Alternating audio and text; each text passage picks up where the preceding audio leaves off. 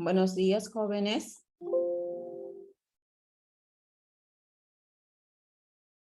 Buenos Buenos días, días. doctora. Buenos días. ¿Sí me escuchan? A ver, está bajito, creo, ¿no? A ver, ¿ahora me escuchan mejor? Buenos días, doctora. Sí se le escucha. Ya, perfecto. Ya, entonces vamos a...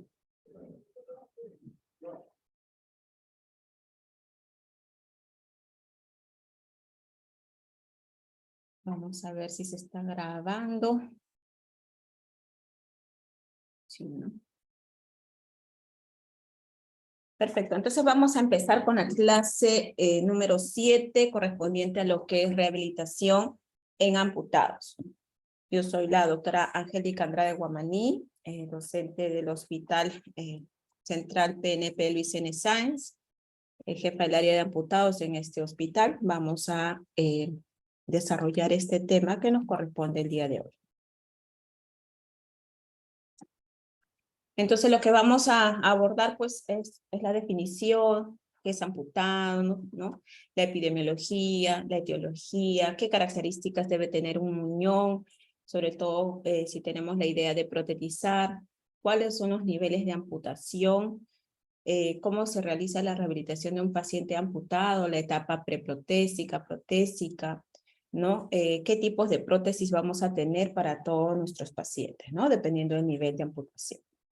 Entonces se entiende como amputación a aquella resección completa y definitiva de una parte o la totalidad de una extremidad, creándose de esta manera un nuevo órgano funcional denominado muñón.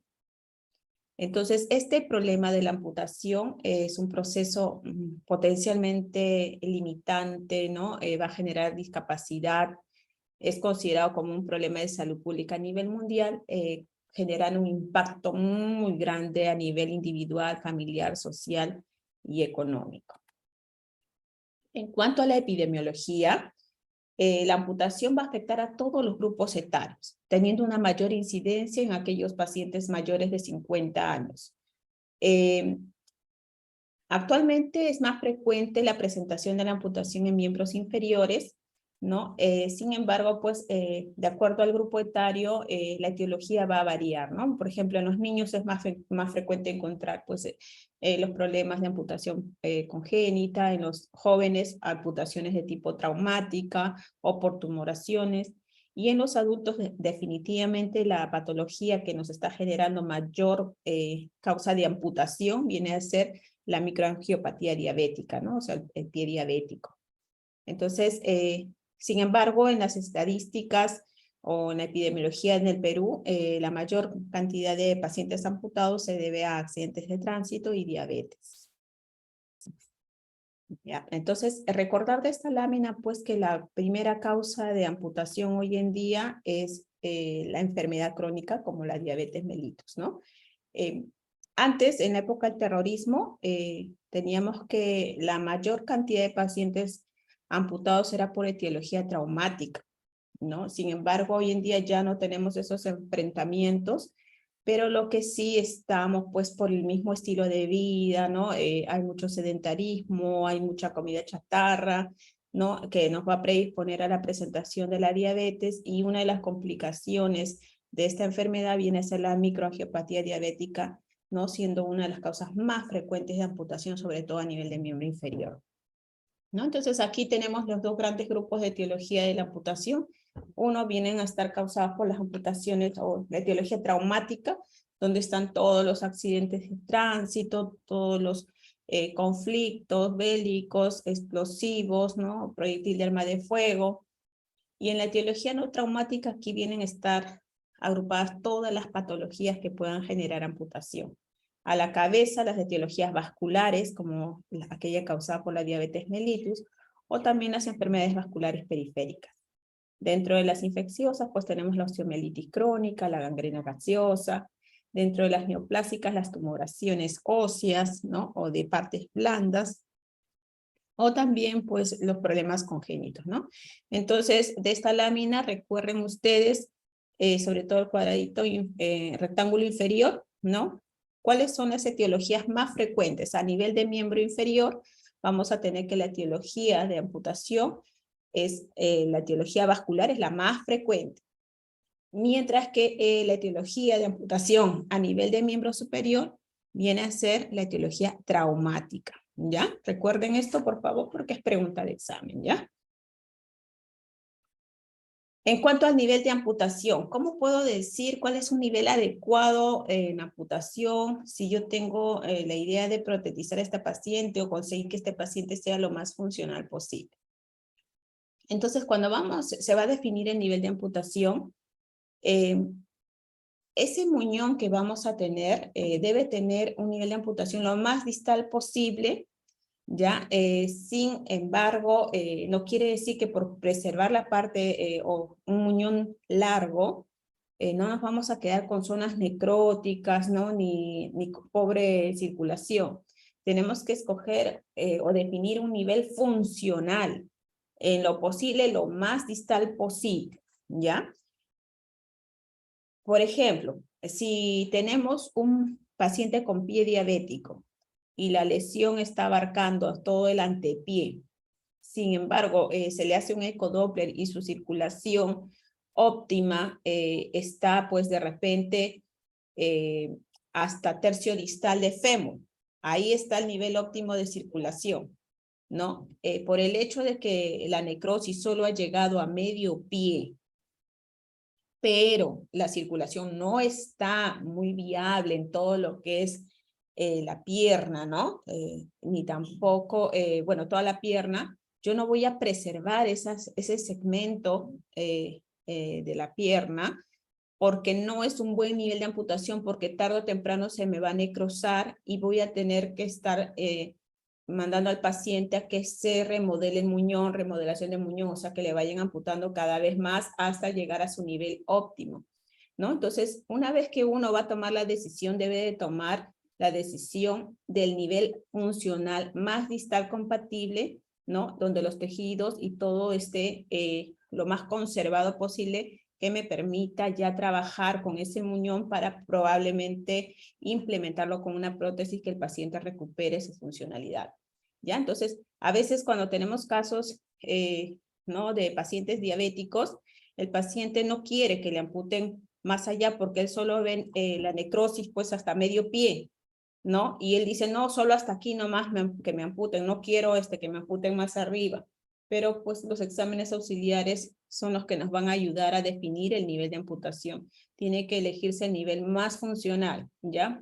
Por más que el área necrótica sea lo distal, pero la circulación no está corriendo bien en el tercio o más proximal, ¿no? Yo tengo que escoger el nivel óptimo que me permita realmente trabajar con este paciente en adelante.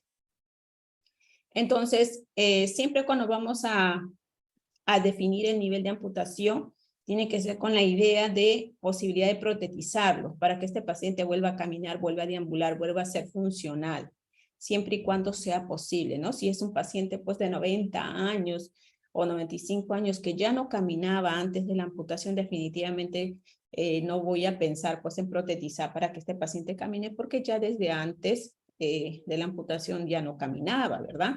Entonces, en aquel paciente que todavía realiza patrón de marcha antes de la amputación, pues en ello sí voy a trabajar el objetivo de poder protetizar para que pueda recuperar su patrón de marcha. ¿Ya? Entonces, es importante poder escoger este nivel de amputación, ¿no? De forma adecuada para poder trabajar en sí un muñón adecuado y poder trazándose el objetivo de protetizar.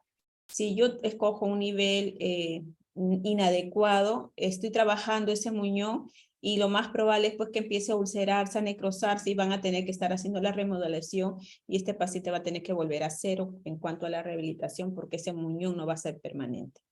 ¿Ya? Entonces, ¿cuáles son los niveles de amputación más adecuados, ¿no?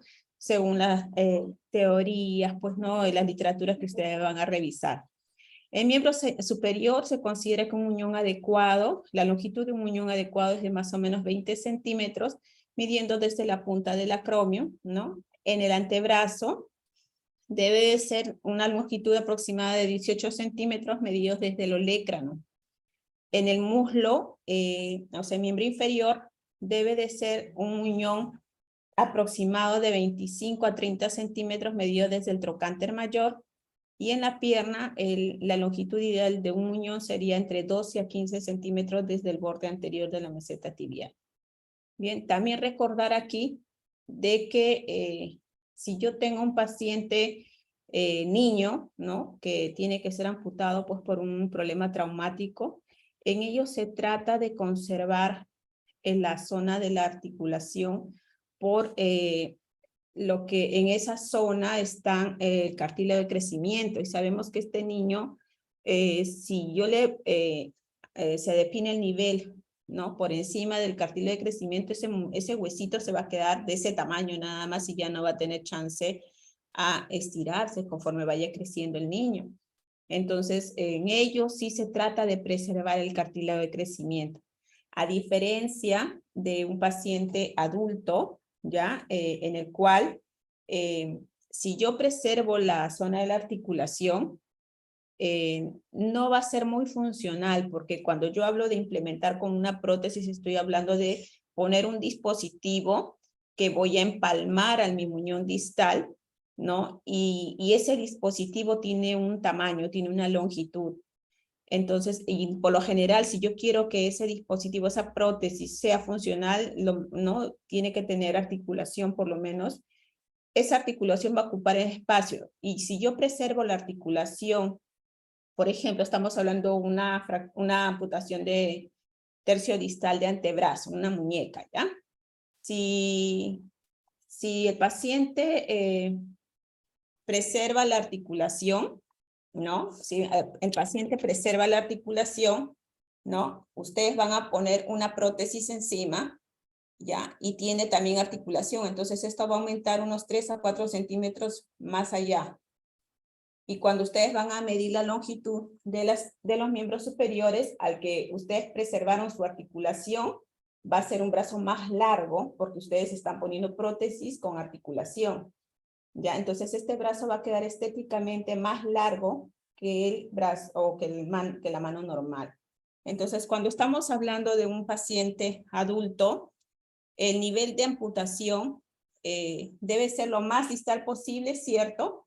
Pero no es muy funcional preservar la articulación. Si es que yo quiero darle una prótesis funcional que mueva los dedos, ¿no? Porque si va a mover los dedos, si va a mover la mano, ese dispositivo tiene que tener articulación. ¿Ya? Entonces en el adulto, se trata de que el nivel de amputación sea lo más distal posible, pero no tanto preservar articulación. En cambio, en el niño sí se trata de preservar la articulación por el hecho de que en esa zona está el cartílago de crecimiento. Bien, entonces en esta lámina lo que se trata de explicar es que cuanto más alto es el nivel de amputación, va a haber más gasto de energía porque el muñón va a ser corto. Porque cuando, por ejemplo, ustedes quieren levantar, pongamos que tengamos una amputación por encima del codo. Si ustedes quieren levantar la prótesis, ¿no? Para de repente hacer algún movimiento, tocarse la cabeza, qué sé yo. Si este muñón es muy corto, ¿no? Es chiquito, esta prótesis para poder elevar va a tener que tener una fuerza de compensación que es el otro hombro, ¿no? Entonces voy a necesitar más fuerza. Cuanto más corto, necesita más gasto de energía. Cuanto más largo, la fuerza de palanca me va a permitir tener mayor fuerza y mayor facilidad para el movimiento. Ya, entonces, cuanto más alto es el nivel de amputación, va a requerir mayor gasto de energía. Presten atención a esto porque también es pregunta de examen. Entonces, si yo estoy hablando de que a cuanto más alto es el nivel de amputación, hay mayor gasto de energía, una amputación a nivel desarticulado de cadera, miren cuánto de incremento de energía va a requerir el 100%. A diferencia de una amputación, por ejemplo, una transtibial, que es en la pierna, ¿no? Que este paciente tiene fémur, tiene parte de la tibia, o sea, tiene muñón, ¿no? Con una longitud adecuada. El incremento de energía que yo voy a requerir para poder caminar es entre el 40 al 50%. Pero cuanto más alto es el nivel de amputación, yo voy a requerir mayor gasto de energía, porque tengo que compensar o tengo que hacer una compensación con mi cuerpo contralateral. ¿Ya? Entonces, presten atención a esta lámina, como les decía, porque también es pregunta de examen.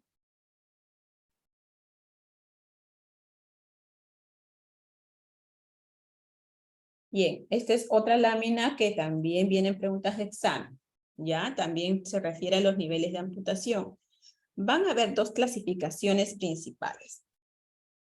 Una que es la clasificación anatómica de Oxford, ¿no? Y el cual va a tomar como referencia los huesos largos, y cada hueso largo lo va a dividir en 3 tercios, ¿no? Por ejemplo, si estamos hablando de miembro superior, al húmero, que es el hueso de referencia, que se va a tomar como referencia, lo divide en 3 tercios, de modo que va a haber una amputación H1, que va a ser en el tercio superior del húmero, o sea, el tercio más proximal, va a ser una amputación H1.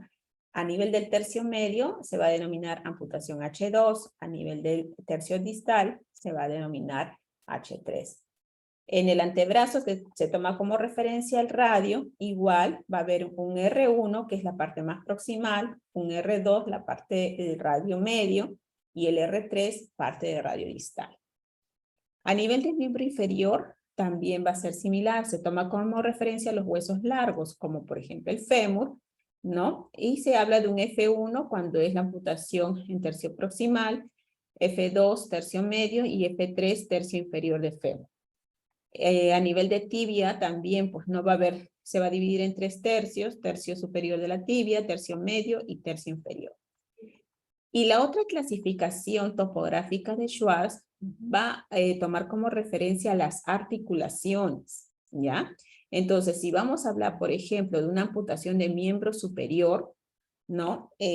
Vamos a hablar de una amputación tomando como referencia el codo, ¿no? El codo. Por encima de codo, ¿no?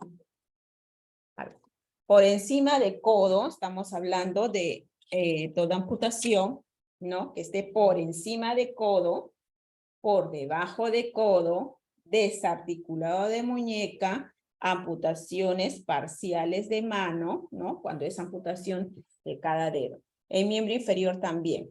Va a tomarse como referencia la cadera, la rodilla y el tobillo. Entonces, cadera, desarticulado de cadera. Si yo voy a referirme a alguna amputación a nivel de fémur, tomo como referencia la rodilla. Entonces, por encima de rodilla o por debajo de rodilla, desarticulado de tobillo, y van a venir las amputaciones parciales de pie, que también van a tener nombres científicos, como por ejemplo, Una conocida que van a escuchar mucho es el desarticulado medio tarsiana, que también es denominado como amputación de Chopard, lo que corresponde a el desarticulado tarso-metatarsiano, ¿no?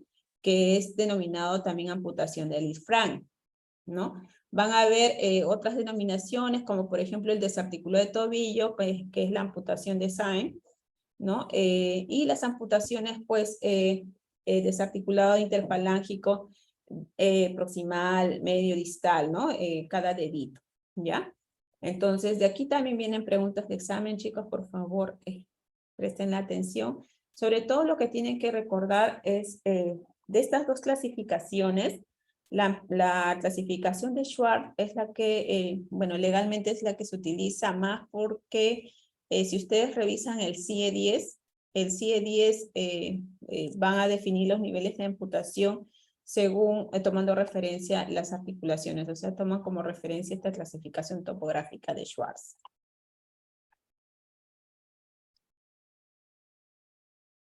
¿Qué complicaciones vamos a tener en un paciente con amputación?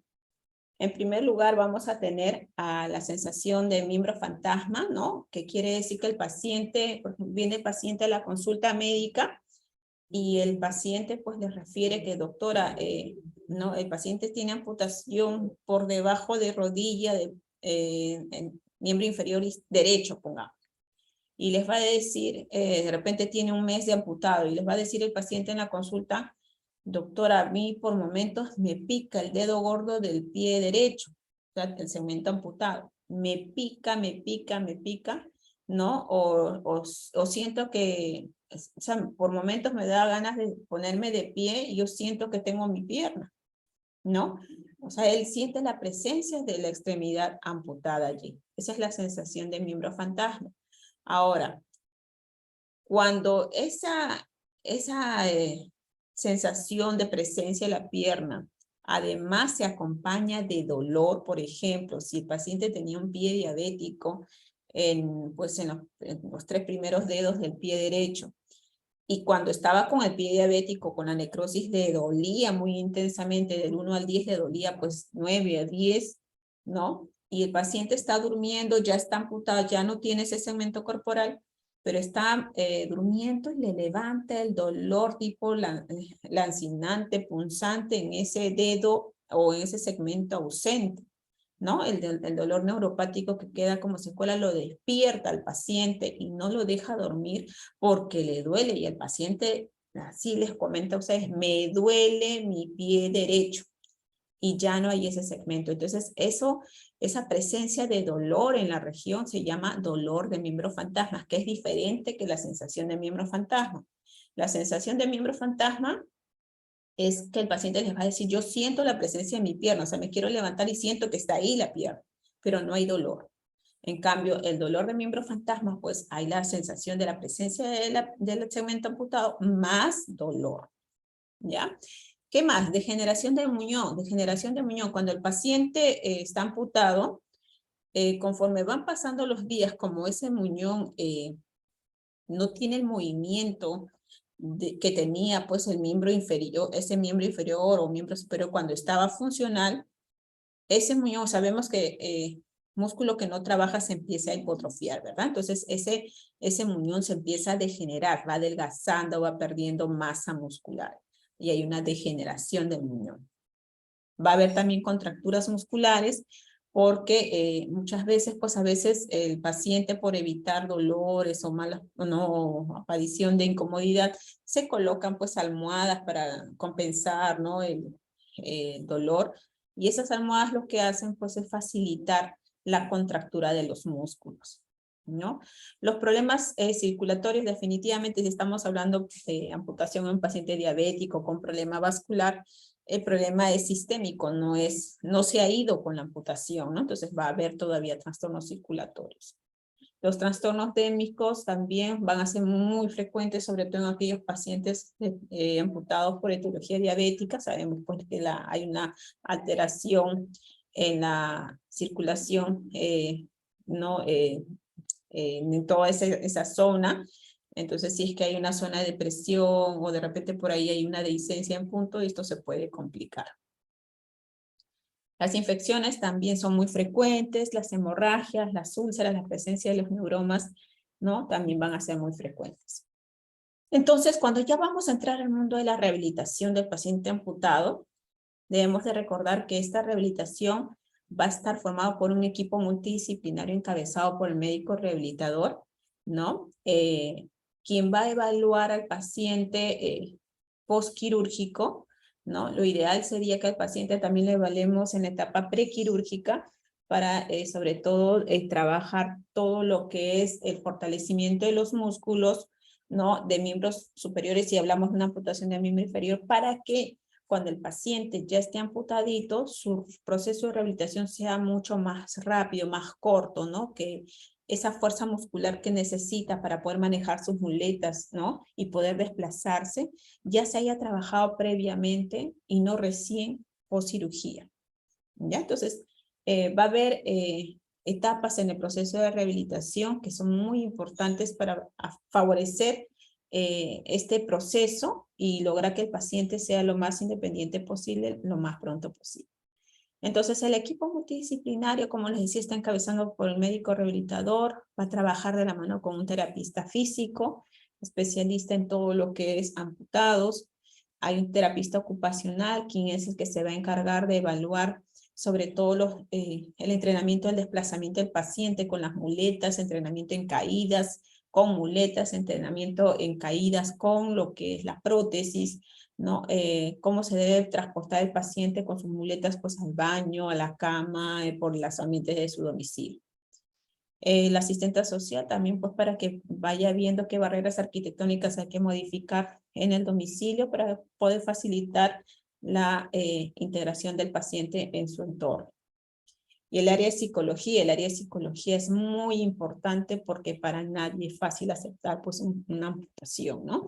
Entonces, a veces el paciente se deprime mucho por ver la ausencia de esa extremidad y no está motivado para poder empezar el proceso de rehabilitación. Y acá el trabajo de rehabilitación es médico, licenciados en rehabilitación, y el paciente, la voluntad del paciente, porque por más que tengamos un excelente equipo de trabajo, si el paciente no tiene la voluntad de recuperarse, pues nos vamos a hacer mucho. Una vez que evaluamos al paciente, nos trazamos las metas, ¿no? Si el paciente va a requerir ya pues, un entrenamiento para primero postquirúrgico, para estabilizarlo un poquito, o si ya vamos... ¿Sí? Ha aprendido su audio, creo. A ver. Entonces, en el entrenamiento preprotésico, lo que vamos a trabajar es primero todo lo que corresponde a fuerza muscular en tronco para poder lograr que este paciente mantenga la coordinación y equilibrio y pueda trabajarse el patrón de marcha en ellos, ¿no? Primero sin prótesis y luego con la prótesis.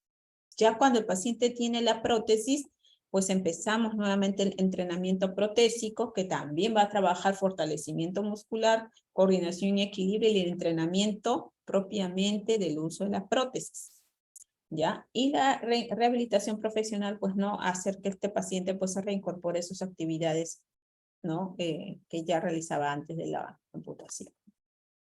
Bien, entonces el objetivo en general es lograr la autonomía y la calidad de vida del paciente. Si fuera posible, pues, ¿no? Plantearnos el objetivo de protetizarlo, ¿no? Y esta protetización debe ser lo más eficiente posible, logrando que el paciente sea independiente de sus actividades de la vida diaria y tener una marcha funcional. Asimismo, también es uno de los objetivos que el paciente se adapte psicológicamente a su nueva condición, ¿no? Logrando una óptima integración sociolaboral. Entonces, acá están las etapas que les mencionaba, una etapa prequirúrgica o preoperatoria, la fase posoperatoria, la fase preprotésica y la fase protésica. En la fase preoperatoria o prequirúrgica, ¿no? Lo primero que tenemos que hacer es tener en cuenta que esta etapa prequirúrgica pues solo se va a realizar en aquellos pacientes con patología crónica, ¿no? Porque en los pacientes amputados de origen traumático pues no hay momento para poder hacer esta etapa, puesto que el accidente de tránsito pues no avisa y no hay un entrenamiento previo, ¿no? Entonces esta etapa se obvia en los pacientes con antecedente de amputación traumática, ¿ya? Entonces en los pacientes con patología crónica lo primero que hay que hacer es compensar la patología de base. Si es diabético, hay que lograr que este se controle, si es hipertenso también, porque todo esto va a repercutir mucho en el proceso de rehabilitación. Un paciente hipertenso no va a poder soportar la rutina de ejercicios. Un paciente diabético definitivamente pues va a traer complicaciones de presión alta, ¿no? U otras complicaciones de circulación, ¿no? Entonces no podemos trabajar en un paciente que esté descompensado. Les decía, es importante el apoyo psicológico para que el paciente acepte la nueva condición en la que se va a encontrar, ¿no? Que se le explique en este momento en qué consiste la cirugía y qué objetivos nos trazamos posterior a la cirugía. No es solo amputar y dejarlo así, ¿no? Si el paciente tiene las condiciones óptimas para poder ser protetizado, pues se le explica que puede ser protetizado, pero para ello se requiere un arduo entrenamiento. Hay que trabajar los ejercicios respiratorios diafragmáticos, como les había mencionado en las clases prácticas, la base de la rehabilitación, sobre todo en aquellos pacientes con patologías grandes, sistémicas, como los pacientes lesionados centrales, medulares, amputados. Necesitamos primero relajar las fibras musculares y para ello tenemos que enseñarle a los pacientes a respirar adecuadamente. Ya con mis grupos de práctica lo hemos practicado, ¿no? Y nos hemos dado cuenta pues que la mayoría de nosotros no sabemos respirar de forma adecuada. Entonces, para poder aguantar una rutina de ejercicios, lo primero que tenemos que hacer es enseñarles a los pacientes a respirar adecuadamente para que pueda tener la energía necesaria para poder soportar toda la rutina de ejercicios. Y los ejercicios generales, pues, que se van a indicar de acuerdo a la evaluación de cada paciente. En la fase postquirúrgica, ¿qué es lo que tenemos que tener en cuenta y recordar siempre? Que la movilización debe ser precoz. El paciente amputado no es que lo vamos a tener ahí, no, con un muñequito, que nadie lo toque, que nadie lo vea, no, al contrario, ese paciente tiene que estar movilizando las articulaciones, ¿no? Debe tener, bueno, se le da 1 día, 2 días de reposo, ¿no? Por la misma cirugía, ¿no? Pero posterior a ello ya se le tiene que estar trabajando sobre todo la parte propioceptiva. No estoy diciendo que vamos a hacer toda la rutina de ejercicios ya el segundo día de la cirugía. No, primero se empieza por la parte respiratoria y la parte propioceptiva, ¿ya? Y posteriormente, como el paciente va evolucionando, se va a ir trabajando pues las movilizaciones, toda la parte de los ejercicios para mejorar las posturas, ¿no? Entonces todo eso se va trabajando de acuerdo a cómo el paciente va a ir tolerando la rutina de ejercicios, ¿ya? Otra recomendación, pues en esta etapa, no colocarle nada de almohadas debajo de los muñones porque esto favorece las retracciones musculares. ¿Por qué es importante la movilización precoz, sobre todo en los pacientes adultos mayores, ¿no? Aquellos que van a ser amputados, ¿no? ¿Por qué? Porque cuando hay inmovilización, cuando la zona no trabaja, no hay movimiento, entonces los músculos empiezan a hipotrofiarse, ¿no? Acá en el cuadro dicen, un paciente, un joven sano, luego de 28 días de inactividad, va a ir perdiendo más o menos 500 gramos de masa muscular a nivel de miembros inferiores. Pero en un adulto mayor esto es mucho más alarmante, ¿no? En 10 días de reposo absoluto, de inmovilización, pierde más o menos 1.500 gramos de masa muscular en miembros inferiores. Y si el paciente está hospitalizado, ¿no? Más o menos en 3 días de inactividad, el paciente pierde esos 1.500 que perdía en 10 días, lo pierde cuando el paciente está postradito. Entonces, si queremos evitar esto, ¿no? Lo que conocemos pues como sarcopenia, ¿no? Tenemos que hacer que el paciente logre movilizarse lo más pronto posible. Primero empezar con la parte de los ejercicios respiratorios para que pueda tener la energía y pueda poder realizar la rutina de ejercicios, ¿no? Entonces, por eso es muy importante hacer que el paciente entienda de que debe de hacer una movilización lo más precoz posible, lo más cercano a la cirugía. Y no hay que estar ahí teniéndolo 1 mes, 2 meses, 3 meses sin movilizar ese muñoncito. ¿Qué más? ¿Qué características debe tener el muñón postquirúrgico? Ya cuando viene a la consulta médica, ¿no? Después de la amputación, ¿qué características debe tener el muñón? ¿No? El muñón cuando llega a la consulta médica, a ustedes les va a llegar un muñón que va a parecer pues así, en términos sencillos, como si fuera un hot rebanado, ¿no?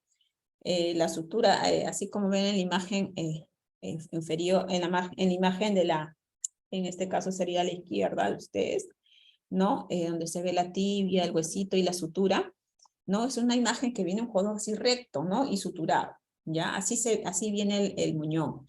Pero ¿cuál es nuestro objetivo? Que el muñón se vuelva como la imagen que vemos acá, muñón adecuado, una imagen cónica. El muñón tiene que tener una imagen cónica, una forma cónica.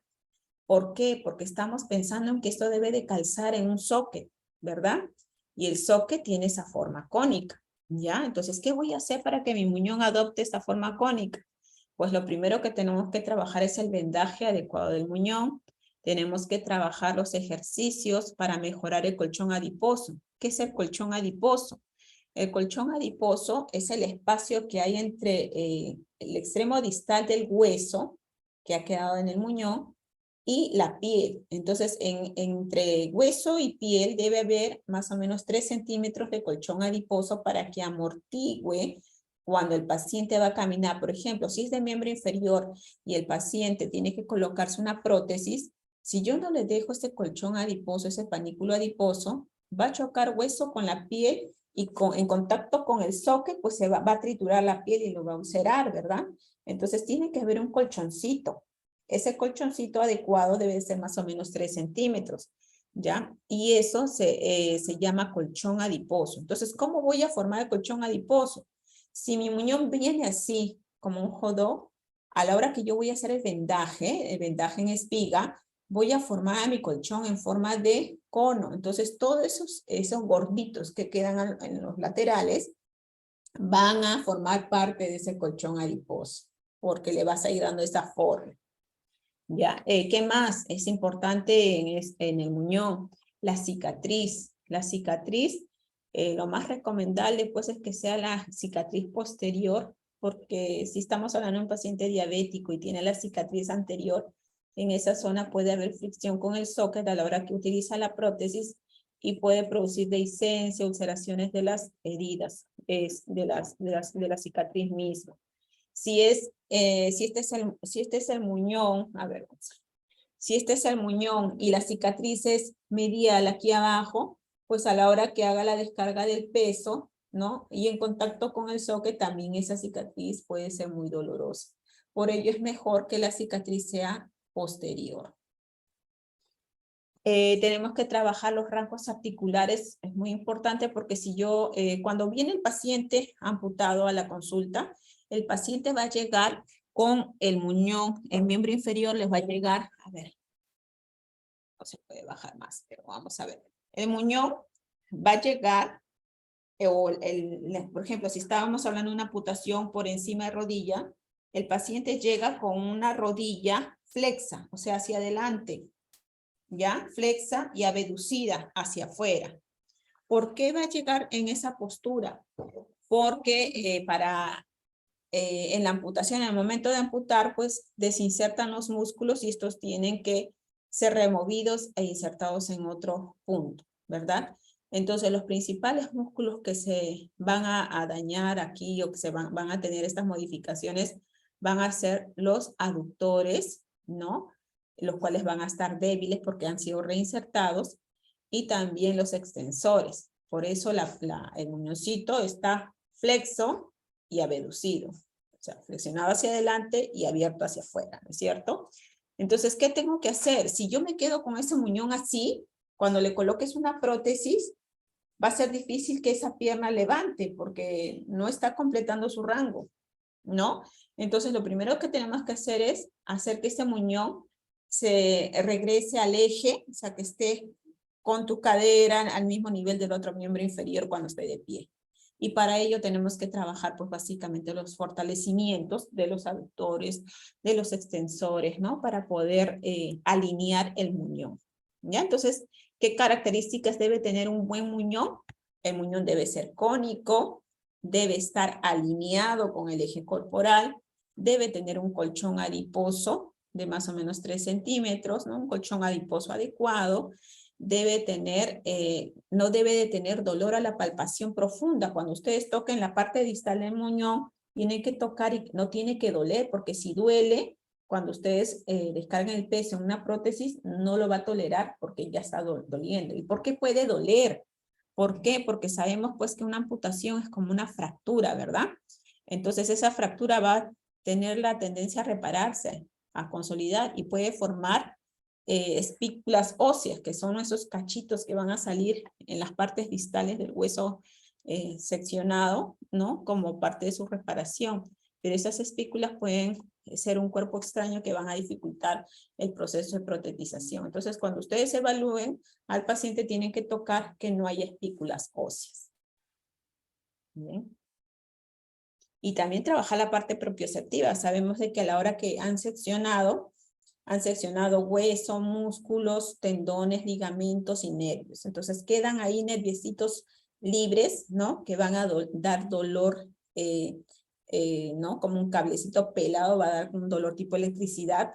Eso hay que desensibilizar también para que el paciente pueda tolerar la prótesis, ¿no? Entonces acá les hablaba del vendaje compresivo, ¿no? El vendaje para disminuir el edema, para reducir el dolor, para darle forma y para favorecer la cicatrización, ¿ya? Entonces ese vendaje es en forma de espiga, ¿no? Así les viene el muñón inicialmente, ¿no? Como un codocito recto. Y su objetivo es volverlo cónico, ¿ya? Así como vemos en las imágenes. ¿Qué más vamos a trabajar? Como les decía, estiramiento o elongación de los isquiotibiales, todo lo que son los extensores, fortalecimiento de los aductores. Hay que mejorar lo que es la coordinación y equilibrio, hay que disminuir o hay que mejorar la circulación, ¿no? Sanguínea en esa zona. ¿Qué se trabaja en la reeducación preprotésica? ¿No? Cuando ya estamos, hemos evaluado al paciente y vamos a decir, ya este paciente sí es candidato para prótesis. Primero tenemos que verificar que el muñón esté en condiciones adecuadas. Tenemos que hacer una reeducación funcional, que el paciente sea capaz de caminar, ¿no? Con sus muletas o en todo caso en una paralela, que sea capaz de desplazarse, porque si el paciente todavía no consiguió coordinación y equilibrio, está caminando doblado, ese paciente todavía no es candidato para protetizar porque va a caminar doblado también con la prótesis, ¿ya? Y una vez que se entrega la prótesis, pues hay que hacer entrenamiento con la misma prótesis, ¿no? Que ya pasaría al entrenamiento protésico, ¿no? Entonces, nuevamente hablamos en etapa preprotésica de verificar que el muñón que estamos trabajando adquiera todas las características de un muñón adecuado, forma cónica, que no haya dolor a la palpación profunda en la zona distal, que la cicatriz operatoria esté adecuada, ¿no? Entonces ustedes acá miren, observen las formas de muñón, cómo nos van a llegar, la forma cilíndrica que es como la del jodoxito, miren esa forma bulbosa, imagínense ese muñón para ser protetizado, va a generar mucha dificultad, ¿no? Entonces son muñones que todavía en la imagen inferior es un muñón hipotrófico, ¿no? Ese muñón no va a tener fuerza adecuada para poder levantar una prótesis, ¿ya? Entonces, todas estas formas se van a ir trabajando con el objetivo de volver a un muñón cónico. Aquí se trabaja todo lo que es el fortalecimiento, la propiocepción, el equilibrio, ¿no? Todo lo que sea para poder facilitar el uso de una prótesis. Les hablaba también del manejo de las caídas. El manejo de las caídas tiene que entrenarse primero con las muletas para que el paciente aprenda a caer con muletas y posteriormente cuando sea protetizado también va a haber nuevamente entrenamiento de caída con la prótesis. Acá les decía la reeducación funcional. Si el paciente logra el patrón de marcha, ¿no? Con un control adecuado de tronco, ¿no? Con una postura bípeda adecuada, este paciente ya va a ser candidato a protetizar. Pero si ustedes ven al paciente doblado en dos cuando está en la marcha, en la paralela, este paciente todavía falta entrenamiento de control de tronco, ¿no? Para poder ese candidato a ser protetizado. En lo que es entrenamiento con prótesis provisional, se habla del entrenamiento con un pilón, que esa base se le hace como el socket, esa base de yeso, ¿no? El yeso se le arma en forma de su muñón y se le pone como pies, pues algunos le ponen el palo escoba, ¿no? Y tienen moldes para poder hacer este pilón. ¿Y esto para qué sirve? Es una etapa preprotésica, sirve para lo que es el entrenamiento del paciente con una prótesis, ¿no? Provisional, ¿no? Esto es sobre todo para pacientes con amputaciones transfemorales o por encima de rodilla. Ve, acá también a la señora, esta tiene un pilón que se está trabajando el entrenamiento con este patrón de marcha. Ella se está ayudando además de un andador, ¿no? Esto le va a favorecer el entrenamiento para poder utilizar la prótesis más adecuada cuando ya se le entregue, ¿no? Entonces acá, por ejemplo, ustedes observan que este paciente todavía no tiene buen control de tronco. Miren ustedes cómo sube la grada, ¿no? El paciente está utilizando un pilón, pero se le hace muy difícil, ¿no? Manejar todavía este piloncito. Entonces, para poder protetizar, tenemos que tener mucho en cuenta la edad, el sensorio, que el paciente esté consciente, porque si es un paciente, por ejemplo, esquizofrénico y no te va a hacer caso en el entrenamiento, o de repente no mide las consecuencias del uso de una prótesis, pues no va a ser buen candidato, ¿no?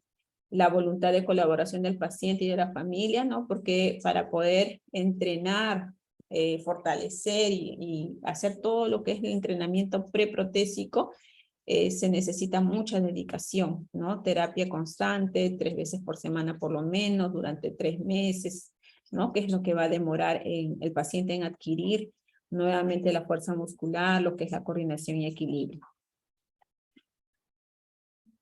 Entonces, no se va a indicar prótesis en aquellos pacientes con amputación bilateral, que sean de etiología vascular, edad avanzada y sobre todo aquellos pacientes porque ya no deambulaban o no caminaban previo a la amputación.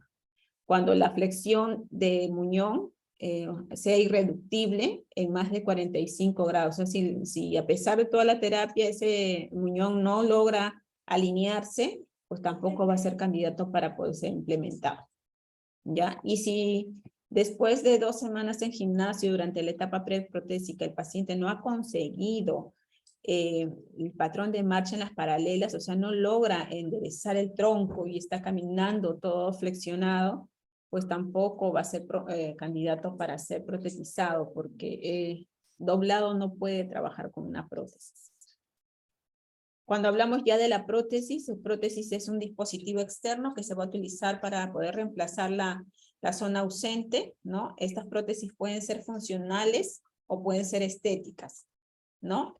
Para poder implementar con prótesis, el muñón debe tener las características adecuadas, el paciente debe tener las características también necesarias para poder ser implementado, ¿no? El peso, la edad, el sexo, el desempeño ocupacional son muy importantes para definir el tipo de prótesis que vamos a emplear. Ya, entonces, ¿cuál es el objetivo o cuáles son los criterios para protetizar? Que el paciente tenga una marcha útil con la prótesis, que tenga un buen estado general, un buen pronóstico, buena expectativa de vida, que esté con el sensorio adecuado, que haya colaboración familiar, que haya alcanzado buena coordinación y equilibrio, que su estado de piel esté adecuado, ¿no? Y que el paciente sobre todo esté preparado o acepte la idea de protetizarse, ¿no? Entonces, en la etapa protésica ya se va a entrenar al paciente en lo que es la colocación y retiro de la prótesis, ¿no? El paciente aquí, ustedes observan, tiene un liner con pin. El liner es como una especie de una media de silicona, ¿no? Y este pin se va a fijar en el socket, en la base del socket. ¿Para qué? Para darle más estabilidad. ¿Por qué? Porque cuando ustedes meten este muñón dentro del socket, como es piel, la piel va a sudar. Y esa piel que suda va a resbalar dentro del socket y se le puede salir la prótesis. Entonces, existen esos dispositivos que se llaman liner, que se adhieren al muñón, y que al unirse al socket, ¿no? Cada vez que se lo coloquen, pues va a tener un efecto de presión negativa, quedando adherida al socket para evitar que se esté cayendo o saliendo la prótesis, o en todo caso que dé el efecto pistoneo, que el efecto pistoneo es el balanceo que va a haber entre la piel o entre el muñón y el socket, o sea, que como que de quedar a fofo algo, ¿no? Luego hay que trabajar los ejercicios de equilibrio, ¿no? Con la prótesis. Como ven ustedes aquí, el paciente está en una paralela y hay que entrenarle el patrón de marcha. ¿Por qué se habla tanto de entrenamiento del patrón de marcha? Porque estas prótesis, si estamos hablando de una prótesis inteligente, una prótesis de última tecnología, prácticamente estas rodillas tienen sensores que van a detectar pues desde la intención de movimiento. Entonces se pueden flexionar o extender antes de que el paciente dé el paso. Por lo tanto, el paciente tiene que concientizar nuevamente la secuencia del paso. Por ejemplo, nosotros caminamos, ¿no? De forma automática. Nosotros no estamos pensando en que tenemos que flexionar cadera, extender rodilla, extender tobillo. No estamos pensando, pero estos pacientes sí tienen que concientizar ese patrón de marcha, porque tienen que activar las cadenas musculares para poder conseguir el movimiento de cada articulación. ¿Ya? Entonces, el paciente tiene que adquirir patrones de marcha y la postura, tanto en terrenos regulares como en terrenos irregulares, para poder pasar a su entrenamiento avanzado, que ya es la marcha independiente con su prótesis. Aquí en la fase protésica, como les decía, también va a haber el entrenamiento en Doctora, Sí, dígame.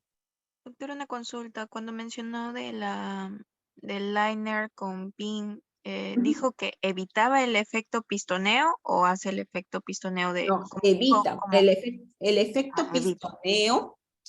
pistoneo se va a dar cuando la piel o lo que se... Mire, cuando el paciente compra una prótesis, ¿no? La prótesis va a venir como una media de tela. Ya normalmente viene con una media de tela, y esa media de tela no va a adherirse a las paredes del socket, ¿no es cierto? Pues resbala. Entonces, el paciente encaja ese muñón dentro del socket y esa media no permite la adherencia al socket. Y van a ver ustedes o escuchan ustedes que con todo y media, el paciente siente ese efecto pistoneo, que es como un efecto vacío dentro, como que le bailara algo. Y eso le incomoda porque siente la inseguridad de que la prótesis en cualquier momento se le puede salir. Están caminando y se le puede salir, ¿no? Como cuando se pone un calzado que les queda un poquito grande, ¿ya? Entonces, existen hoy en día en el mercado estos benditos liner, que hay de diferentes calidades, diferentes materiales. Ya hay para paciente diabético, hay liner de silicona con nitrato de plata, que evita pues que el paciente, si es que utilizó mucho tiempo la prótesis y se laceró un poquito la piel, ya el nitrato de plata va actuando como un antibiótico allí. Entonces ya le va protegiendo la piel. Y para el paciente que no es diabético, puede ser liner de silicona, hay de otros materiales hay, ahorita no los recuerdo muy bien los nombres, pero esos liner lo que hacen es, como es suavecito, va a evitar que las zonas de fricción laceren la piel, lastimen a ese muñoncito, ¿no? Y también como la silicona se adhiere bien a la piel y también se va a adherir bien al socket, va a evitar que se salga el muñón del socket. Y para mayor refuerzo tienen pues algunos estos pines, mire, ese que tienen como un tornillo en la parte distal, y eso encaja en el socket, tiene un huequito donde encaja y ahí se queda trabado como si fuera un tornillito, ¿no? Para evitar que se salga ese muñón del socket, ¿no? Ese es el efecto. Pero van a haber otros sistemas también para poder asegurar ese muñón dentro del socket. Van a haber el efecto vacío, que es como un huequito, tiene la prótesis en la parte lateral, ¿no? Por donde el paciente va a colocar, pues el paciente inicialmente se va a colocar, en lugar de este liner, le dan como unas medias de tela, ¿ya? Esa media de tela es larga, ¿ya? Y esa media de tela en la parte distal, tienen que meterlo por un huequito de la parte lateral del socket, y lo van jalando, lo van jalando, lo van jalando hasta que el muñón desciende y encaja en la parte, en el fondo del socket, para que encaje perfecto. Siguen jalando, siguen jalando. Una vez que llega el muñón, ustedes tienen que seguir jalando esa media hasta que salga totalmente del muñón y la media sale por ese huequito. Ese huequito tienen que cerrarlo, tiene una tapita, ¿ya? Y cuando lo cierran, pues queda con una presión negativa ahí adentro. Una presión negativa quiere decir como que ustedes les estuvieran haciendo una succión, ¿no? Un chupetón, como si les estuvieran succionando. Entonces, mientras que está succionando, mientras que se está dando esa presión negativa, ese muñoncito no se va a salir de la prótesis, porque hay algo que lo está succionando, que lo está jalando. Pero ¿qué pasa en el paciente diabético si estamos succionando constantemente? Esa zona va a tener un éxtasis y puede tener una ulceración o lesiones, ¿no? Por el hecho de que le estamos succionando esa presión negativa. Por ello es que se opta pues otras alternativas de asegurar ese muñón dentro de la prótesis, ¿ya? Va a haber varias maneras de poder lograr que ese muñón no se salga de la prótesis. El miembro superior, ¿qué tenemos que tener en cuenta? El miembro Gracias, doctora. No, Doctora, y de los sensores que mencionó, ahora los lo voy a sensores... explicar. Al final, ya. todavía nos falta, ahorita vamos a explicar. Gracias, ¿Ya? doctora. No te Ujú. preocupes. Entonces, el miembro superior, ¿qué pasa? El miembro superior, lo importante es recordar que los 3 primeros dedos, ¿no? El primero, segundo y tercer dedo, ¿no? El pulgar, el índice y medio, son los dedos más importantes para lo que es la aprehensión, para poder coger los objetos, ¿ya? El cuarto y quinto dedo nos sirve para poder ayudar a dar la fuerza. Entonces, los dedos importantes para lo que es pinza fina, aprehensión, van a ser los 3 primeros dedos y los últimos 2 dedos nos ayudan para tener fuerza en la mano. ¿Ya? Entonces, si yo tengo amputaciones en mi mano, sobre todo los primeros dedos, sé que es importante implementar con prótesis porque si no, no voy a tener mucha funcionalidad, ¿no?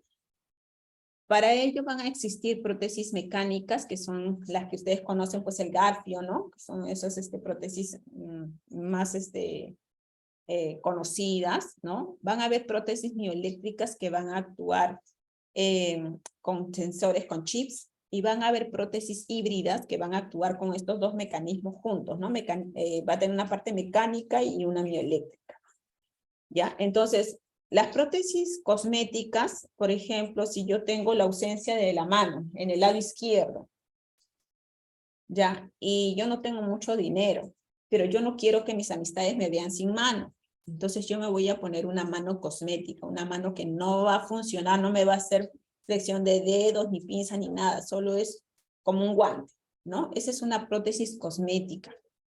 Cuando yo hablo de una prótesis funcional es aquella que va a tener movimiento, ¿ya?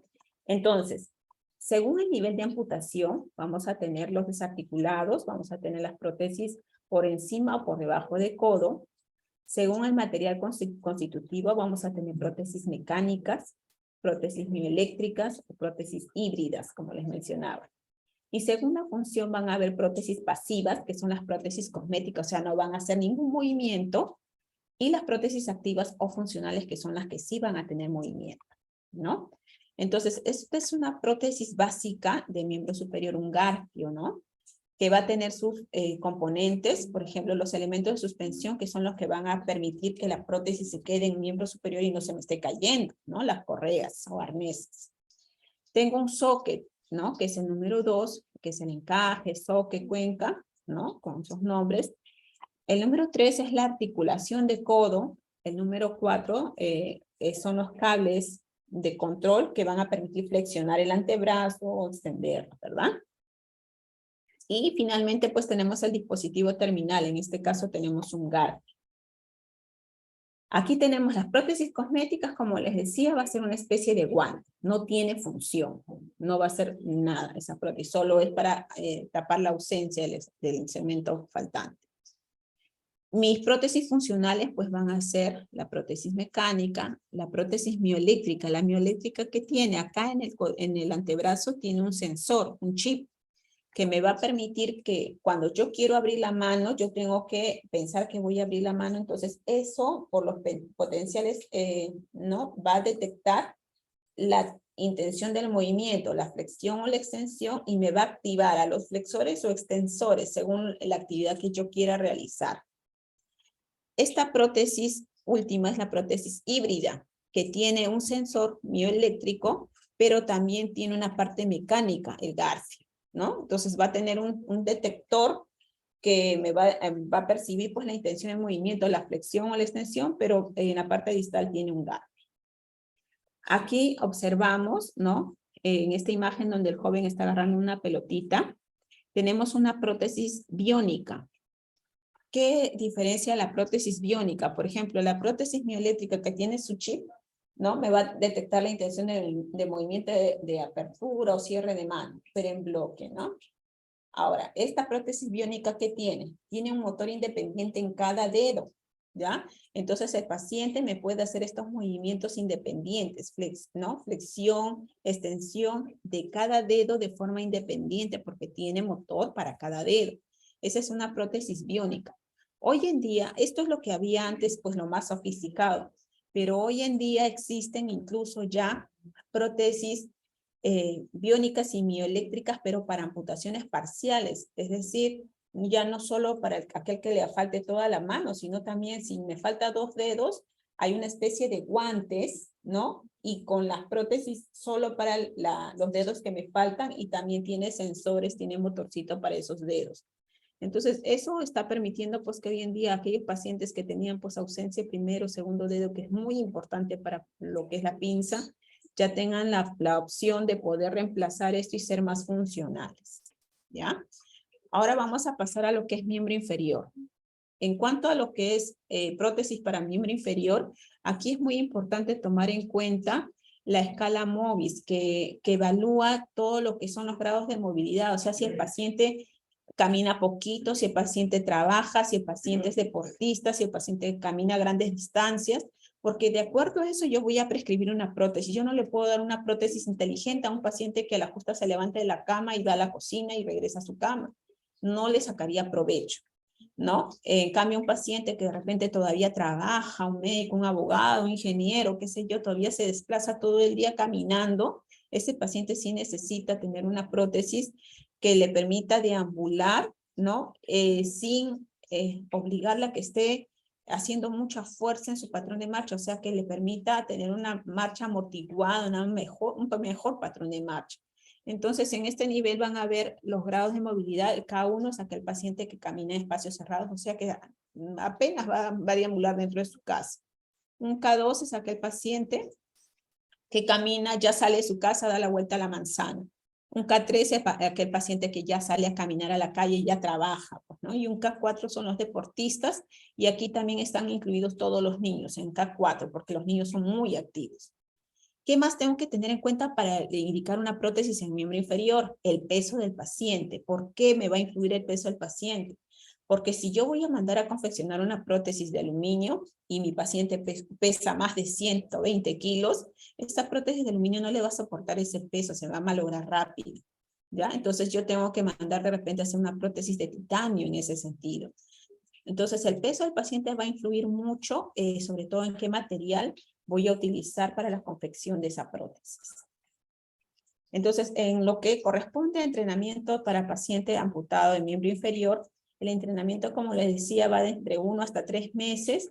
Se tiene que trabajar sobre todo toda la rutina de muñón, y se le va a dar de alta al paciente cuando ya sea capaz de caminar con buena coordinación y equilibrio en unas paralelas, ¿ya? Cuando el paciente aprenda a colocarse y a retirarse de la prótesis.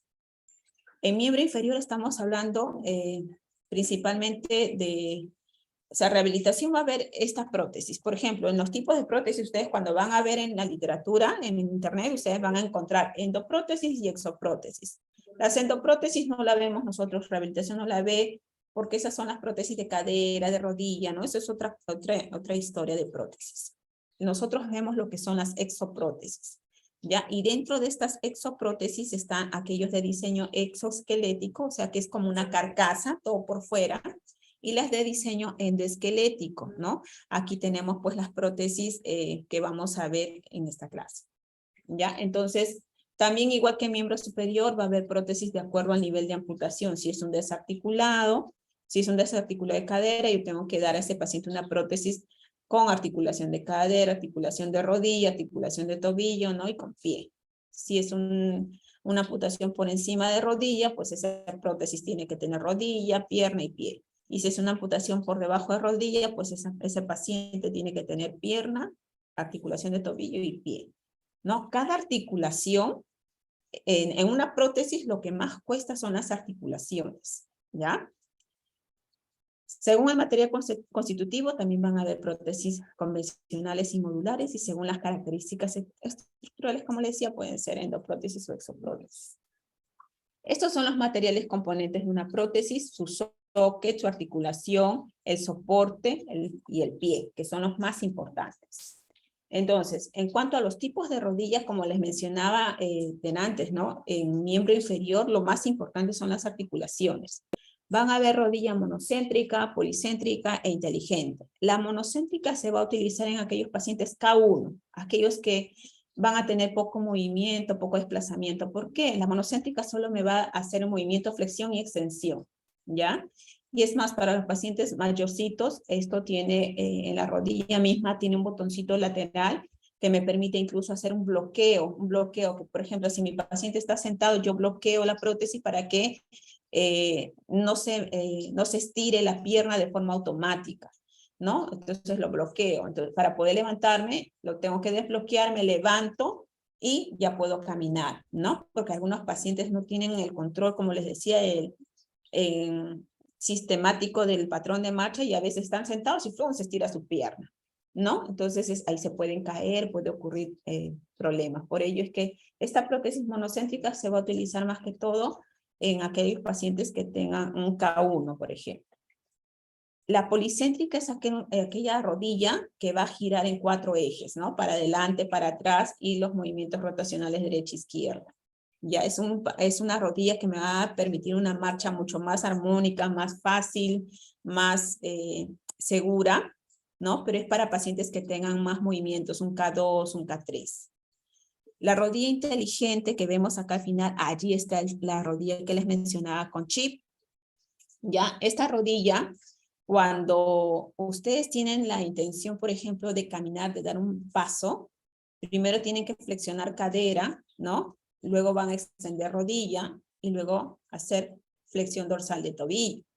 Entonces, cada uno de esos movimientos tiene que viajar, ¿no? Por medio de la información que va a detectar el chip, ¿no? Por los cambios potenciales a nivel de los músculos. Ya, entonces, cuando yo ordeno que flexione mi cadera, pues inmediatamente la orden va a venir a hacer flexión de cadera, pero no es automático la extensión de rodilla.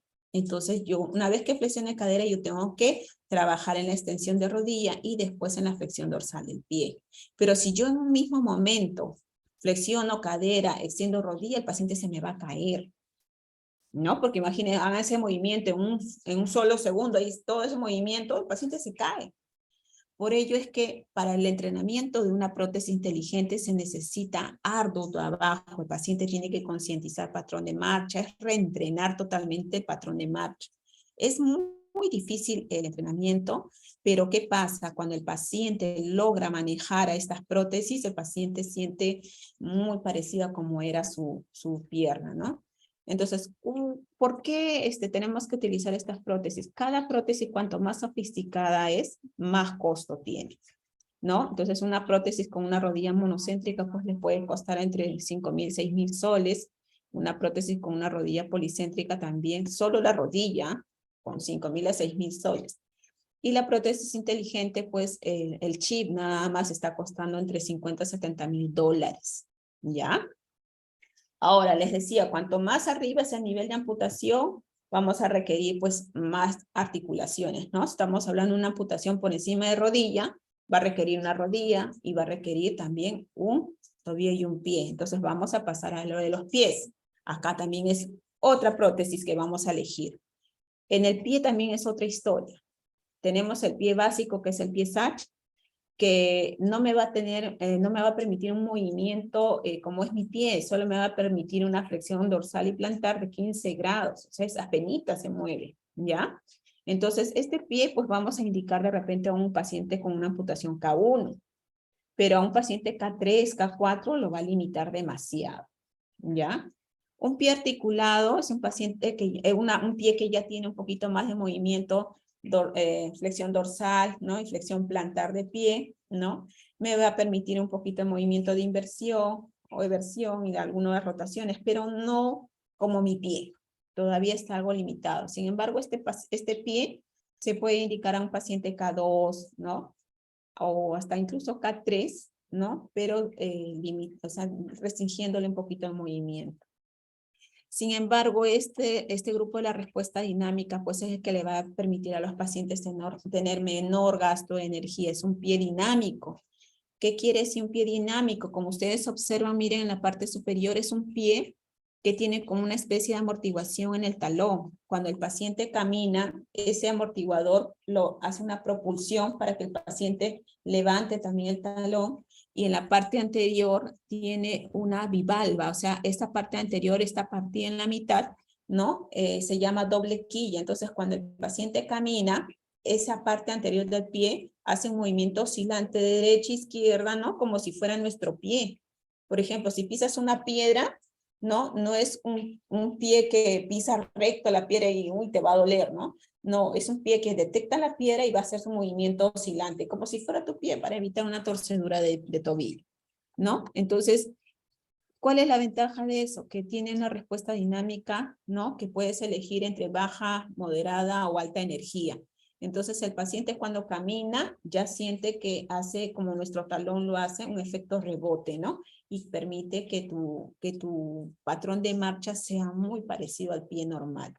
¿Ya? Entonces, pies, cuanto más básico, más económico. Cuanto más tecnología, más caro. Entonces, si nosotros vamos a indicar una prótesis sofisticada con una rodilla inteligente, con un pie dinámico, pues estamos hablando de una prótesis de más o menos de $100,000 para arriba, ¿no?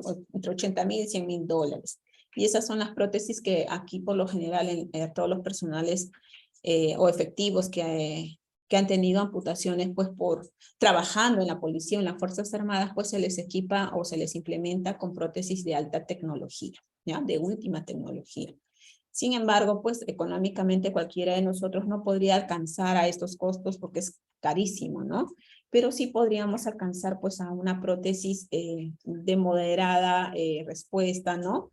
Entonces esas prótesis pues entre 6,000, 9,000 soles les puede costar, ¿no? Sin embargo, sabemos, ahora ustedes también ya saben de que existen prótesis que pueden trabajarse, ¿no? De repente ustedes pueden combinar pues un pie de respuesta dinámica, de baja o moderada respuesta dinámica, con una rodilla policéntrica, ¿no? Para que los costos aminoren, pero su paciente pueda tener por lo menos una mejor calidad de vida o un mejor patrón de marcha más amigable. Muy bien, jóvenes, ahora sí preguntas, ahora sí, todas las dudas que tuvieran. Doctora, de lo que estaba mencionando, con o sea, ¿puedo combinar la... Sí. Por eso existen una gama de prótesis. Por ejemplo, si tú vas a combinar una rodilla policéntrica, no le vas a poner un pie Sach porque matas tu prótesis. Ya le quitas la flexibilidad, le quitas la armonía.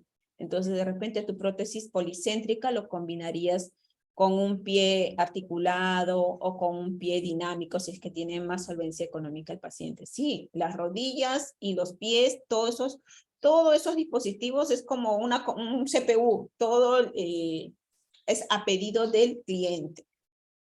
¿Ya? O sea, ustedes pueden armar sus rompecabezas ahí, pero definitivamente pues no vas a poner algo de última tecnología con uno pues de baja, ¿no? Porque ya matas la tecnología que le estás poniendo. Si vas a escoger una prótesis para un paciente que camina poco, definitivamente no justifica que gastes pues $100,000 en un paciente que no le va a sacar mucho provecho. En ellos lo importante es que el paciente logre caminar, logre desplazarse a los tramos cortos, ¿no? Poniéndole pues una prótesis básica, ¿no? Si estamos hablando de pacientes que ya están muy comprometidos. Pero si estamos hablando de un paciente que es activo, definitivamente sí, pues evaluar la mejor posibilidad para él, para darle la mejor calidad de vida. Ahora recuerden también, que no les he mencionado, ¿no? Que cuando tenemos una amputación traumática, el paciente no tiene daño vascular. Entonces, cuanto más tiempo esté expuesto el muñón a la presión del socket, no va a haber ningún problema porque el paciente no tiene alteración de la circulación en esa zona del muñón.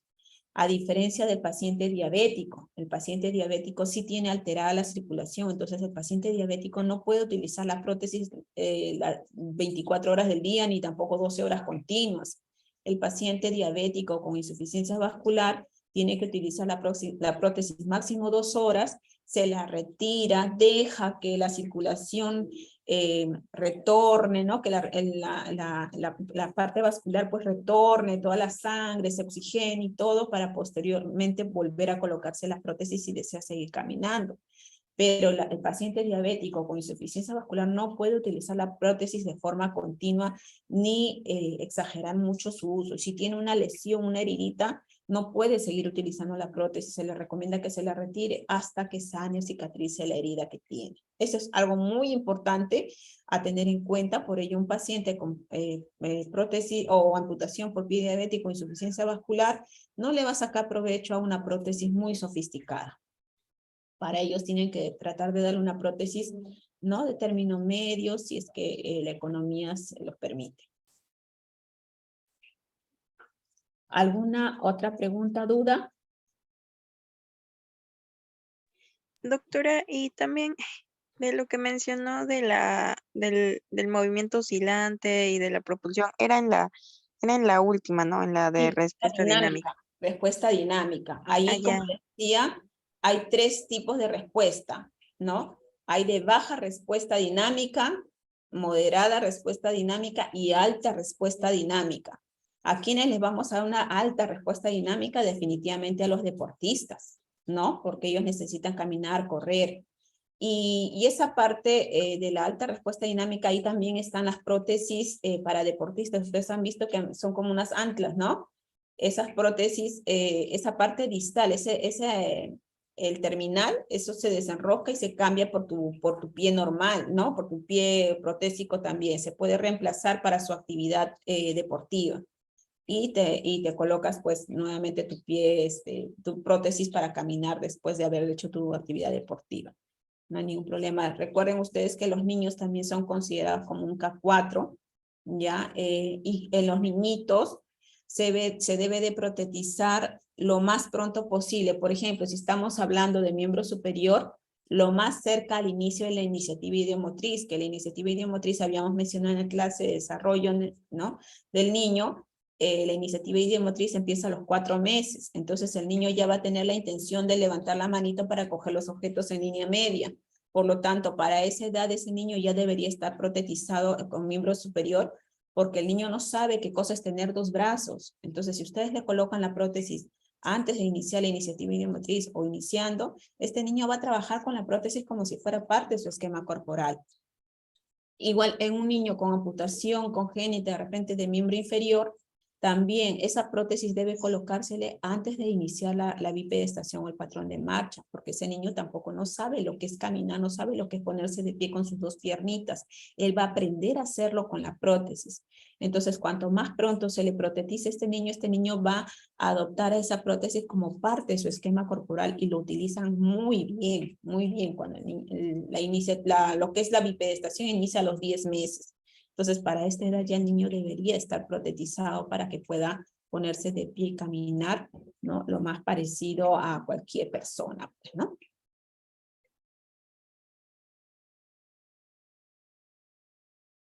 Muy bien. Jóvenes, ¿tienen alguna otra pregunta o duda? Ahí en las clases, durante la clase se les han ido mencionando las preguntas, posibles preguntas. Siempre recuerden de que si en los casos clínicos se les va a colocar, por ejemplo, paciente varón de 35 años de edad con una amputación en tercio distal de fémur, ¿no? ¿Cuál es el diagnóstico más probable en este paciente? El diagnóstico de este paciente, si vamos a hablar del término correcto para definir la amputación. Sería amputación, pongamos si fue por accidente de tránsito, ¿no? Amputación traumática de miembro inferior por debajo de rodilla, amputación traumática de miembro inferior por encima de rodilla, amputación de miembro inferior en tercio distal, ¿no? Siempre van a utilizar como referencia la clasificación de Schwartz, salvo que yo les ponga ahí pues la clasificación, una clasificación de Oxford, la amputación por encima de rodilla tiene esta denominación, ¿no? Entonces, ustedes tienen que ver más o menos, Oxford utiliza como referencia los huesos y Schwartz utiliza como referencia las articulaciones. Y lo que más utilizamos para poder diagnosticar las amputaciones es la clasificación de Schwartz, ¿ya? Entonces, esas son preguntas de examen. En caso clínico les van a decir, les podemos poner, pues, ¿no? Defina cuál es el diagnóstico más adecuado y siempre acuérdense que lo que casi siempre se les va a preguntar es la de Schwartz, ¿ya? Entonces, si le dicen tercio distal de fémur, entonces una amputación traumática de miembro inferior derecho o izquierdo, ¿no? Por encima de rodilla, ¿no? Así, por encima de rodilla, ¿ya? Si se les pidiera, pues, en tercio distal de pierna o de tibia, ¿no? Entonces, allí sería una amputación traumática de miembro inferior derecho por debajo de rodilla, ¿ya? Siempre Schwartz toma como referencia las articulaciones. Bien, chicos, si no hay preguntas. A ver, dime, ¿quién está levantando la mano que no los he visto? A ver, dime, Nieves. Sí, doctora. Quería preguntar con respecto a, bueno, los tipos de muñón. Había mencionado el bulboso. En este caso, o sea, ¿cuáles serían los factores que predispone a que se desarrolle esto? Y también, ¿cómo lo podríamos manejar, ¿no? Para tratar de formar un muñón adecuado.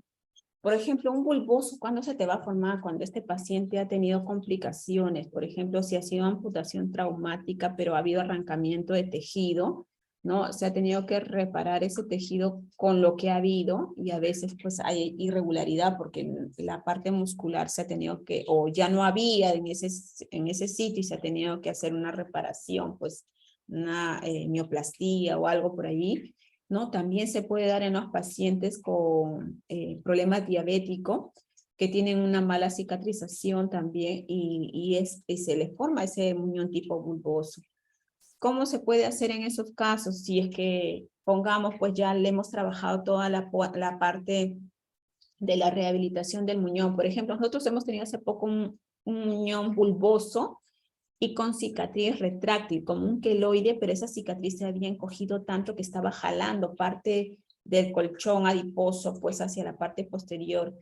Y todas cicatrices de queloide, pues no, cuando ustedes quieren estirar o extender el segmento, duele como si les cortaran con Gillette, ¿verdad? Entonces este paciente tenía esa sensación de dolor, ese dolor tipo lancinante, ¿no? Un dolor que sentía que le cortaban como Gillette en la parte posterior del muñoncito.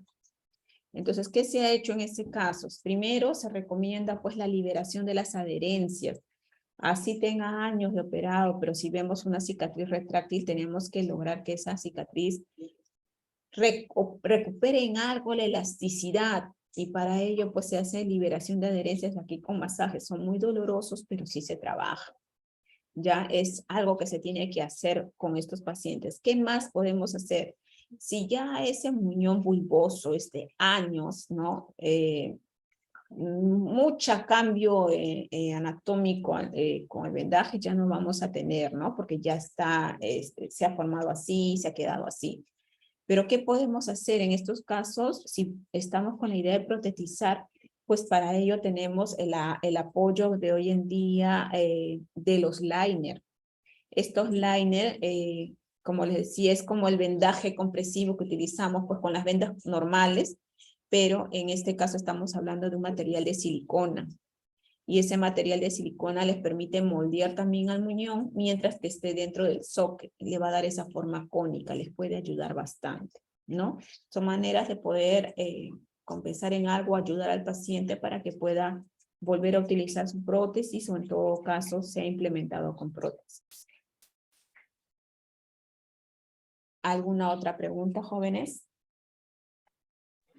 Sí, doctora, con respecto a la adquisición de las prótesis y la diferenciación con respecto a las Fuerzas Armadas, Salud y SIS, si es que obviamente nosotros podríamos tener las mejores intenciones en proponer la prótesis, pero de repente a nivel del SIS definitivamente no hay acceso a ninguna prótesis, y en el caso de los niños, si es que ellos sí podrían acceder a pesar de ser SIS, con respecto a las prótesis, si pudiera comentar acerca de ello. Sí, mira, en los sistemas de salud actualmente sí están consideradas las prótesis, pero las prótesis básicas, ¿ya? Las prótesis sofisticadas o de última tecnología no están en el petitorio. Entonces, como por ejemplo el INR, como pide las prótesis para un paciente que está amputadito, ellos tienen un área de implementación protésica, ¿ya? En lo cual ellos compran por segmento. Por ejemplo, ellos piden en cantidad, pues no, soque de tal tipo, rodilla de tal tipo, pie de tal tipo. Ellos solo piden lo básico, un pie sage, una rodilla monocéntrica, si es que te van a dar una prótesis por lo menos no monocéntrica. Y el socket, pues un socket convencional, o en todo caso el socket, incluso ya no lo piden, el socket lo pueden confeccionar ellos en el mismo INR. Allí tienen un área de aparato locomotor en el cual trabajan pues con un ingeniero, y el ingeniero era quien tomaba las medidas para poder confeccionar el socket, y a eso le ensamblaba pues la rodilla, el soporte y le colocaba un pie. Y ese tipo de prótesis implementaban a los pacientes con amputaciones. En e-salud también igual, ¿no? En e-salud ya incluso en su petitorio está incluido hasta la rodilla policéntrica. El pie dinámico, que yo sepa no estaba incluido, llegaban hasta pie articulado.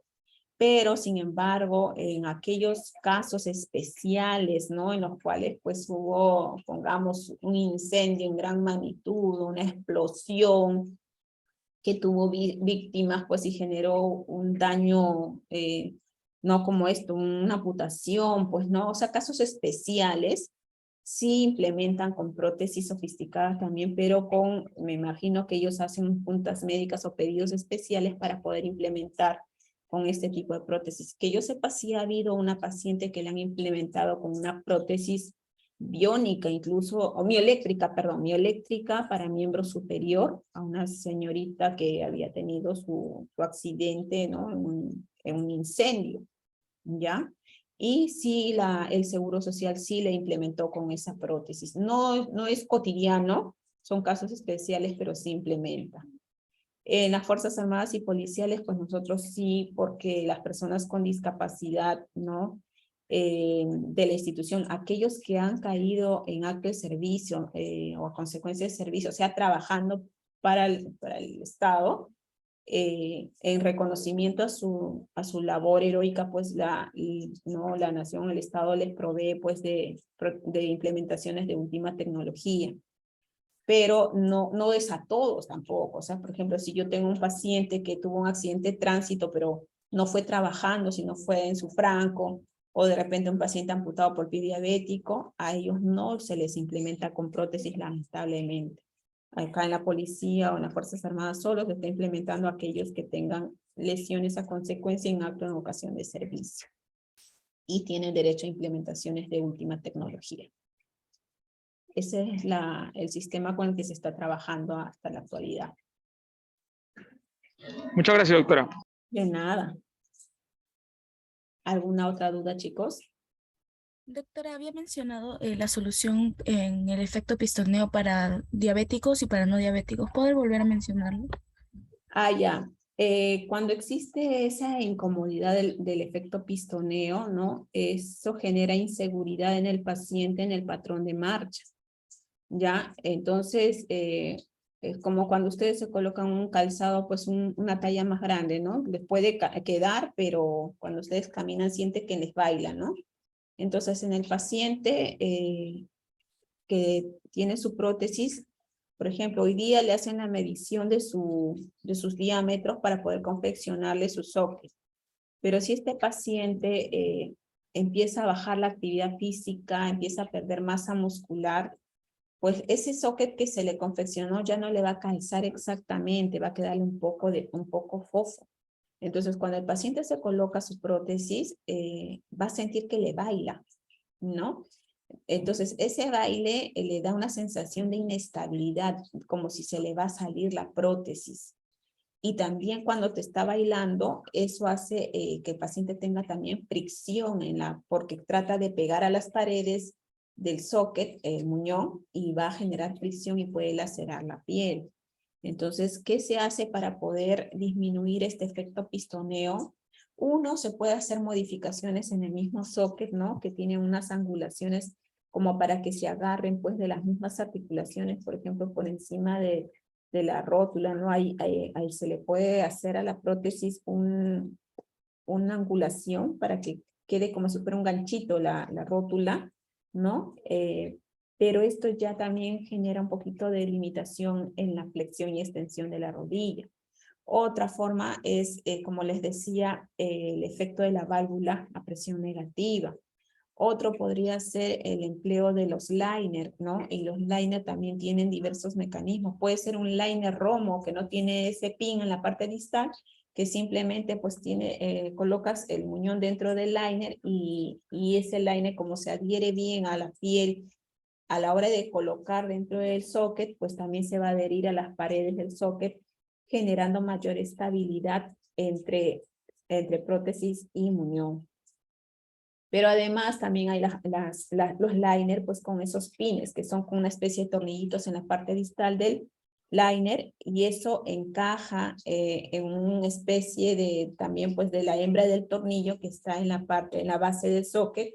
Entonces ese pin va a encajar en eso como si se entornillara y la prótesis queda más en contacto pues con el muñón del paciente, ¿no? De esa manera se va mejorando, ¿no? El confort del paciente y evitando o reduciendo en algo ese efecto pistoneo que lamentablemente no se va a desaparecer al 100%, pero en algo vamos a disminuir con estos aditamentos o estas ayudas que se le pueden prescribir al paciente. Gracias, doctora. De nada. ¿Alguna otra duda o pregunta, chicos, sobre el tema?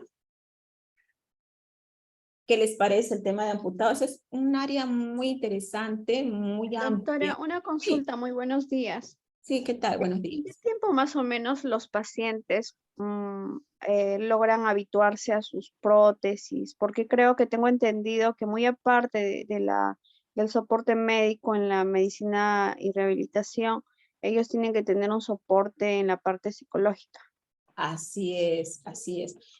A estos pacientes, como les decía, el tratamiento es de un equipo multidisciplinario y tenemos que ir a la par todos juntos para poder conseguir que el paciente pues, se adapte pronto a la situación, porque si es que no se adapta, el proceso de rehabilitación demora mucho más tiempo, ¿no? Nosotros tenemos pacientes pues, que se ha pasado más de 1 año, 2 años en rehabilitación y nunca aceptaron su condición. Y cuando les toca hacer los ejercicios, se tiran para atrás, ¿no? Y no quieren y se desaparecen 2, 3 meses y después vuelven con el muñón más hipotrófico, ¿no? Con todo nuevamente para trabajar. Entonces cada vez ocurre eso, entonces estos pacientes son de larga data. No se les puede decir ya en 3 meses vas a utilizar tu prótesis porque abandonan tratamiento.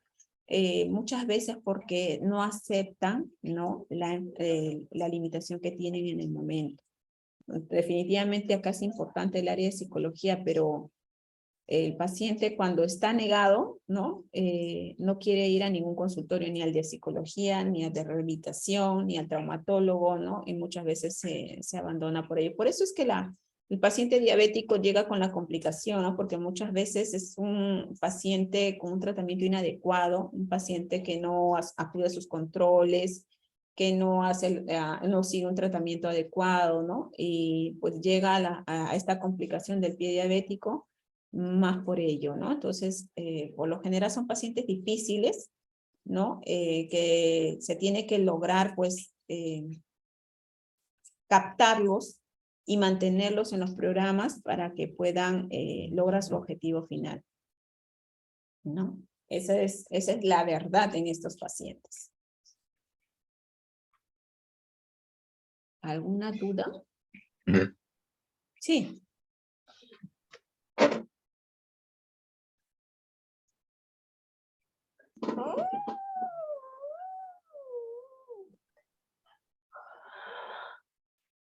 Te quedaste con el audio prendido, Melissa. Doctora, en el caso cuando mencionó de las prótesis y que tenía que hacer un movimiento, o sea, parece que no debía ser como que el mismo movimiento en sí solo, sino se iba a caer la persona. Ese movimiento de flexión de cadera, extensión, o sea, de las tres partes, se hace con la misma prótesis, o sea, si fuera si fuera alta, ¿no? Así es, hay que entrenarle. Por ejemplo, si yo quiero, por ejemplo, si le dimos al paciente una prótesis inteligente, ya tiene una rodilla inteligente y un pie de respuesta dinámica, pongámosle moderada, ¿ya? Entonces yo tengo que entrenar al paciente primero que flexione la cadera, ¿ya? Y tengo que hacer que presione la rodilla para que no se le estire. O sea, flexión de cadera, pero con la rodilla flexionada. Una vez que yo logré ese movimiento, recién lentamente hago que me vaya estirando la rodilla. Una vez que me estiro la rodilla, yo hago que me haga la flexión dorsal del pie, ya con ese pie dinámico. Entonces hay que entrenar al paciente en esos movimientos, cada uno de esos movimientos para que sea secuencial, ¿no? Entonces en el paciente hay que patronizar nuevamente su patrón de marcha, hay que concientizar ese patrón de marcha, porque si ustedes pretenden caminar con una prótesis de frente, ahorita se le entregan y quieren caminar así con su flexión de cadera, su extensión de rodilla y su flexión dorsal de pie, se dan su trancazo, porque la rodilla, perdón, si ustedes solo flexionan cadera, la rodilla está tal cual, no se mueve en forma automática, ¿ya? Ustedes tienen que activarlo con las órdenes, con los impulsos mioeléctricos, para que pueda hacer el siguiente movimiento, ¿no? Y pasar al siguiente movimiento y poder lograr la cadencia del paso. Ahora, esos chips que vienen en la prótesis inteligente pues están insertados en el socket y que al tener contacto con el músculo pues van a activar estos potenciales, ¿no? Musculares para poder activar estos movimientos. Pero en España ya se está desarrollando una tecnología más sofisticada en la cual el chip ya no va a estar incorporado en el socket, sino el chip lo van a colocar a nivel del sistema nervioso central. ¿Para qué? Para que el patrón de marcha ya venga con las órdenes desde arriba y ya no venga localmente pues en la prótesis, ¿no? Y ya hay prótesis en España, se está trabajando con prótesis de este tipo y dicen que es muy armónico, que por ejemplo la intención de movimiento ya viene desde el sistema nervioso central, ya viene desde arriba el patrón de marcha y todo más concientizado ya no va a ser necesario ese entrenamiento pues de flexión de cadera, extensión de rodilla. No, ya viene desde arriba. Y eso es la última tecnología que se está trabajando. Todavía no se pone esas prótesis al mercado, todavía está en estudio, pero lo más probable es pues que de repente cuando alguno de ustedes ya llegue a trabajar, si es que se animan a ser rehabilitadores, le va a tocar trabajar con ese tipo de prótesis, ¿no? Ya mucho más sofisticado. Gracias, doctora. De nada.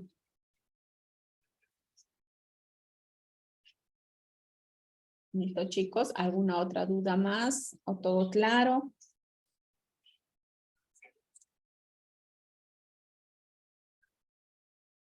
¿Todo claro? Muy bien, jóvenes, entonces damos por concluida la clase y ya nos encontramos en sus respectivos grupos de práctica. Que tengan buenos días. Gracias, doctora. Gracias, doctora. Gracias, doctora. Buenos días. Gracias, doctora. Hasta luego. Gracias, doctora. Hasta luego, buenos días.